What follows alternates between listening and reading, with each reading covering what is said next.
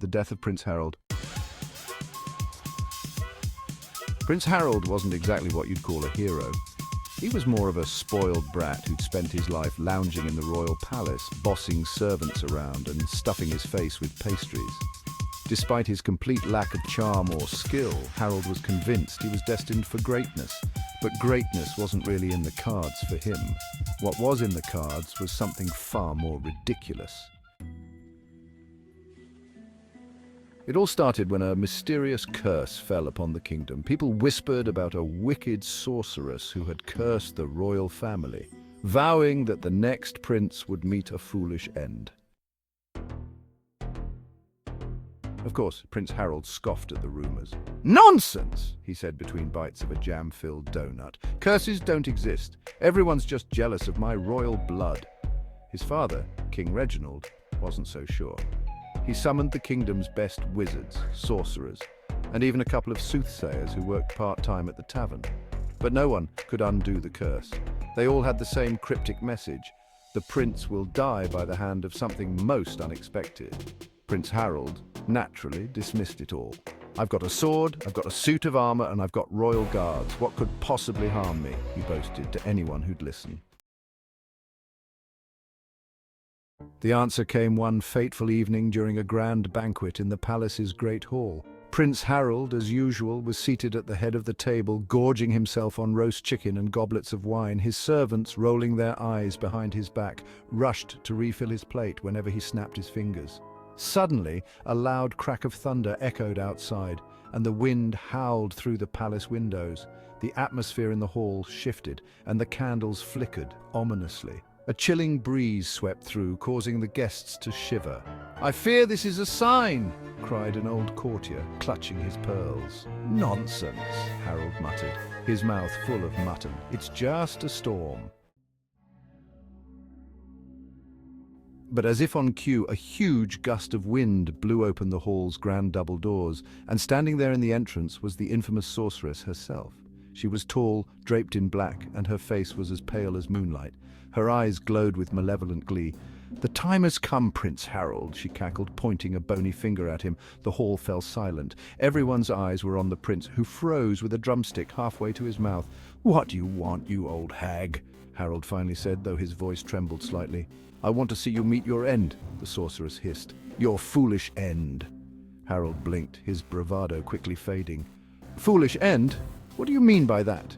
The sorceress grinned, and with a wave of her hand, the chandeliers above began to rattle. Plates wobbled on the table, and the whole hall seemed to tremble. And then, silence. Nothing happened. The sorceress frowned, looking confused for a moment. She waved her hand again, and still nothing. A servant coughed awkwardly. Harold snorted. "Is that it, some party trick?" But just as the prince was about to mock her further, there was a strange, buzzing sound. Small at first, then growing louder. Everyone turned their heads to see the source of the noise, a single bee, no bigger than a speck, flying in from the open doors.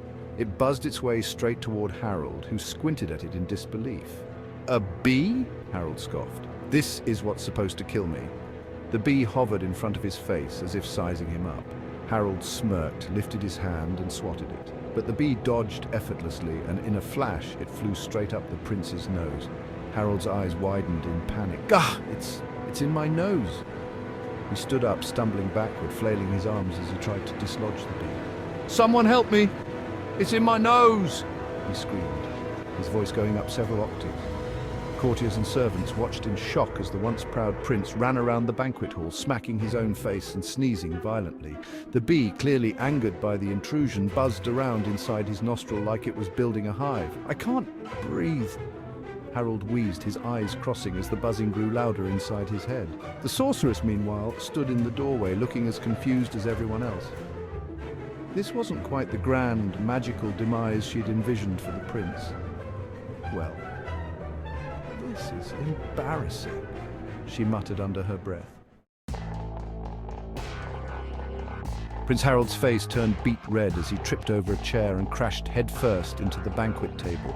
Plates of food went flying, and the entire table collapsed under his weight. In the chaos, the bee finally made its escape. buzzing out of his nose and zooming off into the night, but it was too late. Prince Harold lay motionless, his face buried in a pile of mashed potatoes. The great hall was silent once more. A servant stepped forward hesitantly, poking the prince's body. He's dead. The guests looked at each other in disbelief. The prince, the mighty Prince Harold, had been killed by a bee, not by a sword, not by magic, but by a tiny insect and his own clumsiness. The sorceress, still standing in the doorway, scratched her head. "Well, I suppose that's one way to fulfill a curse." She shrugged. "Foolish enough, I guess." And with that, she turned on her heel and vanished into the night, leaving behind a kingdom forever known for the prince who died in the most ridiculous way possible, choking on mashed potatoes after being bested by a bee.